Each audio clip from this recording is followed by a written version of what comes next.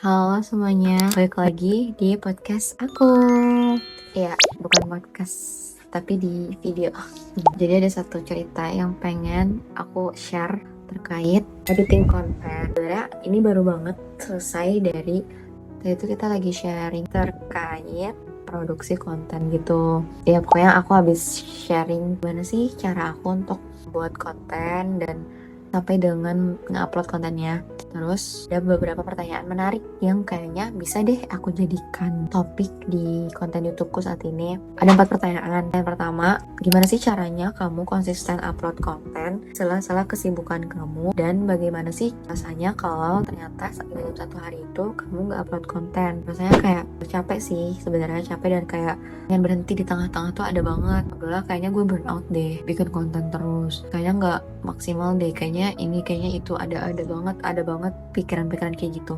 Terus ketika lo lagi sibuk tapi lo tetap upload hasil bikin konten sehari sekali, itu gimana perasaannya? Jujur bangga dan ada kepuasan tersendiri ketika bisa sesuai dengan target. Bangga sih dan puas gitu, walaupun emang tujuannya bukan ke bikin konten yang editingnya bagus, yang estetik, yang storytellingnya oke, bukan, tapi cuman untuk melatih konsistensi aja.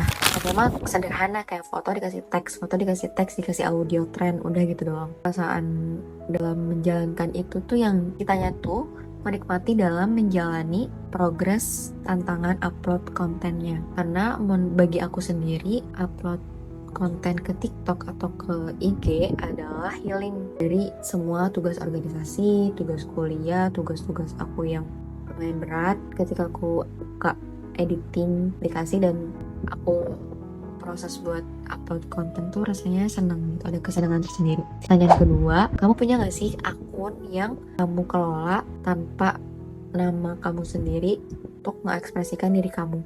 Jujur punya, aku punya akun yang emang aku kelola sendiri dan namanya bukan nama aku. Di dalam foto dan videonya nggak ada fotoku, nggak ada wajah-wajahku, tapi itu aku yang bikin. Jadi gunanya adalah buat ekspresikan apa yang aku rasakan, karena khusus ketika lagi baca buku. Aku emang bikin akun itu khusus untuk upload buku-bukuku, quotes yang menarik dalam buku, puisi-puisi yang aku suka, kalimat yang relate sama diri aku. Kadang di di akun itu juga aku suka kayak spam sehari sekali, cuman quotes-quotesnya itu benar-benar relate dan aku seneng gitu mengabadikan bacaan-bacaanku di sana. Karena bagi aku pribadi, buku dan teks itu hanya menarik buat orang-orang yang memang tertarik dengan buku. Buat orang-orang yang gak tertarik dengan bacaan dan buku, rasanya kayak ngapain dia datang ke akun yang isinya teks doang gitu, gak ada visualnya. Jadi oke lah, aku bikin akun sendiri buat buku-bukuku, buat mengekspresikan kalimat-kalimat yang aku suka. Aku upload lagi. Dan ketiga adalah, apa sih awal mula kamu bikin konten dan kenapa? Ya adalah karena aku nge-follow banyak akun Bookstagram dan di postingan mereka tuh banyak banget hal yang menginspirasi dan memotivasi aku untuk ikutan terjun ke dalam dunia Bookstagram. Hasil pada saat itu aku bikin video unboxing buku. Aku upload tuh aku minta saran dulu sama orang-orang rumah, sama mbak-mbak, sama adik-adikku, sama ibuku. Terus mereka bilang ya udah upload aja gitu, gak usah pikirin komentar orang, ya udah ya aku upload. Dan banyak yang respon dan apa ya, rame pada saat itu. Akhirnya udah lama aku nggak kayak ngerasa apakah aku bawa aja ke akun buku. Akhirnya 2024 awal aku bikin Bookstagram, akun itu Bupa Baca Buku, BBB, Bupa Baca Buku.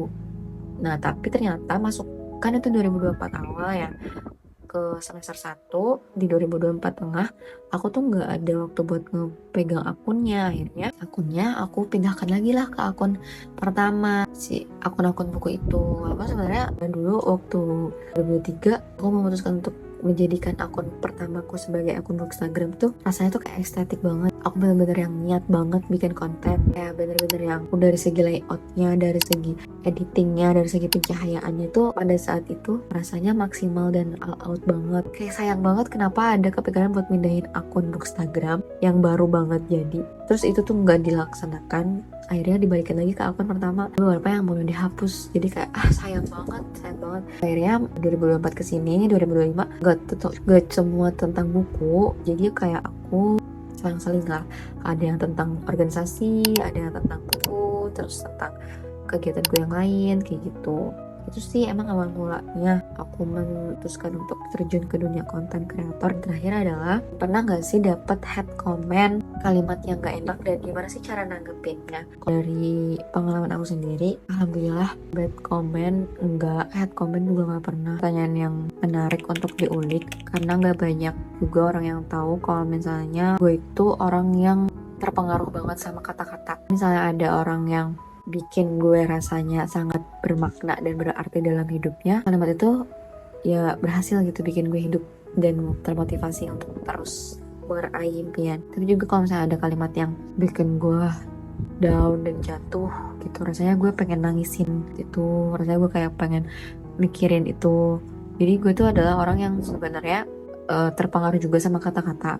Tapi belakangan ini gue sadar kalau setiap kali kita memberikan atensi ke orang lain, berarti setiap kali itu juga kita ngerasa kita tuh peduli sama dia. Atensi itu sebuah hal yang mahal saat ini menurut gue, mendapatkan perhatian orang lain untuk melihat kita. Gak semua orang mau ngasih atensi ke kita. Bahkan gue juga kalau misalnya lihat SW, langsung milih-milih dulu apa yang pengen gue lihat. Misalnya udah sampai tahap kasih komentar, berarti orang itu benar-benar gue sayang dan gue pedulikan. Kalau misalnya emang orang yang gak gue terlalu kenal dan gue juga gak yang sering banget say hello sama dia, baru-baru untuk gue kasih komentar. Kadang-kadang story-nya aja gue gak pernah mau lihat.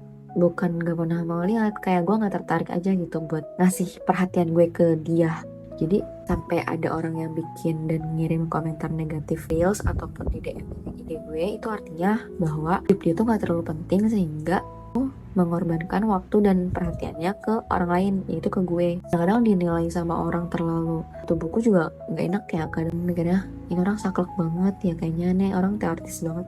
Orang enggak juga sih, orang gak terlalu kenal sama kita aja sehingga menyimpulkan hal kayak gitu. Gue sih biasanya kalau di hate comment dan dikirim DM gak enak, cuman gue read doang, gak bakal gue bales. Karena kalau gue kasih energi, sayang juga energi gue yang udah sedikit ini, ngapain gue habisin buat kalimat negatif dia. Dalam 4 pertanyaan yang hadir ketika gue memberikan ilmu based on my experience, ilmu yang emang berdasar dari pengalamanku ketika upload konten di IG. BTW yang gue upload itu kontennya bukan cuma di IG, tapi juga di TikTok dan di YouTube. Jadi emang di salah-salah kesibukan masih tetap upload konten, masih tetap brainstorming ide, masih tetap edit-edit video dan foto. Vlog singkat saat ini juga jadi bahan reminder dan refleksi aku untuk kedepannya supaya bisa terus memperbaiki kualitas konten. Emang sih prinsipnya adalah kuantitas, karena dari kuantitas itu kita bisa belajar apa aja kegagalan dan kesalahan yang kita sudah lakukan. Karena konten itu proses jangka panjang sih, keberhasilan kita di sosial media itu proses jangka panjang. Jadi bentuk kita harus bisa memanfaatkan saat-saat kita kuliah dengan aktivitas yang bisa kita jual dalam tanda kutip, aktivitas yang kita lagi laksanakan, kayak misalnya ikut BEM, ikut LDK, ikut HIMA. Dan itu kan bisa kasih kayak fun fact anak HIMA ketika weekend, atau enggak keseharian mahasiswa semester 5 di UP Purwakarta, atau enggak tips and trick untuk anak rantau hemat di akhir bulan. Kayak gitu kan bisa dijadikan konten, karena sisinya kita tuh lagi ada di situ sebagai anak rantau, lagi sebagai anak kuliahan, lagi sebagai anak organisasi. Jadi menurut gue untuk bangun personal branding itu waktu yang pas adalah saat ini. Kita bisa jual kegiatan kita sehari-hari sebelum kita demis, sebelum kita fokus skripsi, sebelum kita terjun ke dunia yang lebih serius. Gue kuliah dan segala aktivitas yang ada itu bisa kita jadiin konten loh guys, dan itu juga bisa bikin orang lain termotivasi, terinspirasi mungkin karena melihat kita produktif atau melihat bermanfaat atau melihat energi positif yang kita berikan. Sesimpel kita bisa enjoy dengan sebuah kesibukan kita juga, itu adalah hal baik buat di share menurut gua, karena orang yang suka kita akan melihat kita dalam kacamata positif, tapi orang yang gak suka kita akan selalu melihat kita dalam kacamata negatif. Jadi tetap aja ikutin apa yang mau lo lakuin tanpa harus pedulikan apa yang akan orang pikirkan dan katakan. Segitu aja dari aku, sampai ketemu di pembahasan selanjutnya. Bye bye, semoga bermanfaat.